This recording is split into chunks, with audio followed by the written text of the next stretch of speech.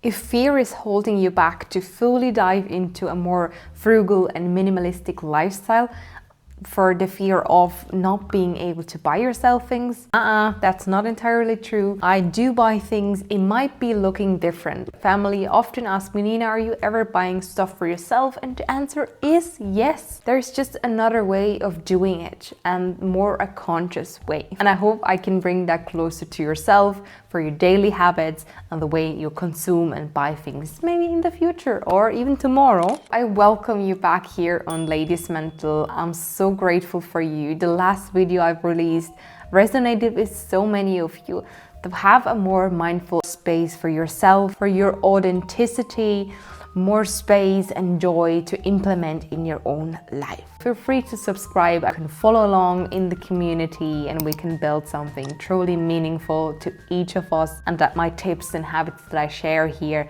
can be of value to you. With that being said, let's move straight and move that misconception out of the way, and that is we're not buying anything. The reason why I want to bring frugality here is there is a part, obviously, to a more visual purpose of we're not buying things as frequently. It doesn't look like that we're buying things, which is to some extent true.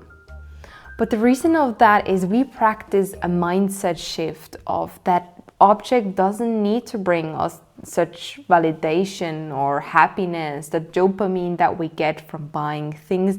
We seek it in other ways, or we find it definitely in other ways. We cultivate them more. One of them is spending more time with your loved ones, doing activities outside, such as hobbies, following your passions, which are more related to things that you're doing and with yourself. Everything that comes more from your authentic self, from your energy, will give you more than just an object. An object can serve you, and it definitely will welcome it in my own space here and there, but more consciously. Consume is definitely something that we're not avoiding, we're just choosing it on a different path of awareness. The awareness of what are we doing now? Is it a good timing? Asking ourselves awareness questions, and have also in mind where is our mental well-being currently. When we're looking after our mental well-being and the way we see things, how does that really look different? I give you a few examples. One of the things is that I first do when I see a purchase or an item that I want to get, I put it on my wishing list. My wishing list usually depends on screenshots, things that I wrote down. If I have a book, I write the author and everything down. Or sometimes it's just specific brands that I have that I want to know the price, and in the future, in a couple of months, I might know there are gonna be sales, and it might be then a better deal of money for me, which I love. Everyone loves sales, which I'm not denying. Even if I buy less, a good deal is never be missed. So as I said, the wishing list, then sales, and overall with that two things, it is time. We have a time block before we buy. Might that be for the sales, not be the right timing, or just it's not as urgent. The urgentness for us is something on the side that we look at but not really pay attention to. Things are on my wish list for a year, and even though I truly want them and the things are still there, they're okay. Like, I'm still happy with what I have. But the reason is also often that there might be things that could be additions to, replacement to clothes, objects that I have. Currently, they serve their purpose. There's still fine, no need to buy duplicates or an extension for it. Plus, this process also allows you to think if you truly need it, or could it be a temporary happiness boost that you want to get yourself or treat. This period will be there for exactly this. And another way of seeing it is that we people that practice this kind of lifestyle, we are truly happy with what are we having in our home and what we're owning,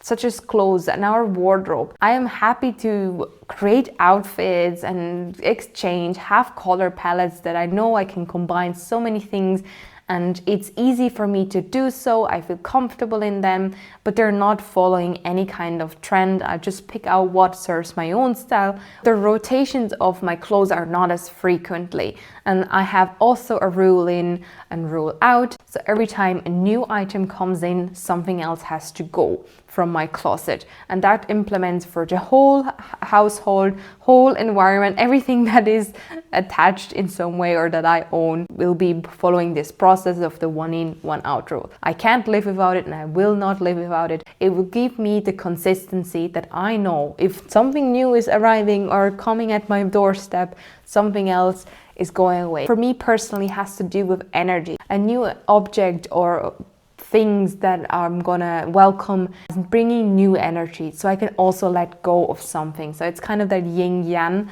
thing that I also think about quite often when it comes to energy. We're moving on now to the mindset, and what are some things that I truly check before I'm buying it is having my budget and finance correctly. If I have it on the wishing list, I often know the price already. I have some jars in my bank account where I have specific categories for clothes, cosmetic, and so on. That helps me to know what is available in that jar or in that category and what I have. Plus, if I wait a couple of weeks, months, maybe a year, I can get it for a cheaper amount and it will serve with that money that is available in that category or jar in that case. This is definitely a way of checking that I have the things available and not get in any troubles. Which also brings me to the concept of don't buy yourself problems. It could be that the object is needing specific items, adapters, and there is more things around it that I just don't want to deal with that at all, and often it involves more money than you think. Another aspect could be that you're just having a one-way item, like it's just used for one thing and then it will be disposed. I don't like that either, really. I want to have more wears out of it, which often implements that. This also concludes to quality over quantity. Having items that last you longer might be costing you at that present a bit more, but you get more wear out of it. And I just love that the money that I'm spending on has its use and can be used long term, because I'm not introducing as many objects in my life and they have to be functional, even sometimes multifunctional, which is quite funny. You get creative with what you have, truly, and it's a bit of a discovery sometimes. Plus, another mindset that I have is it has to give me more value or support my life. I'd rather buy maybe a course or where I can educate myself than just buying an object. Or could it be that this is not really focusing or improving my mental stage career, then I'd rather not buy it. Or if it doesn't truly need to be now, it just delays and sits in my waiting list or even be just removed. With that being said, have you recently saved money or had a waiting period for an object that you truly loved even more after you bought it? I think there are so many things that I could name, but I'm more interested in what is something that you recently waited on and you're just so excited to finally have it and it implemented more joy and meaning to it. Comment. I hope you have a cozy weekend. It's definitely getting more chillier on autumn vibes here in Ireland. What is the weather around your place? Thank you so much and have a good day, good evening or good morning, whatever time you're watching this video. I send you a lot of love and yeah, we'll see you around.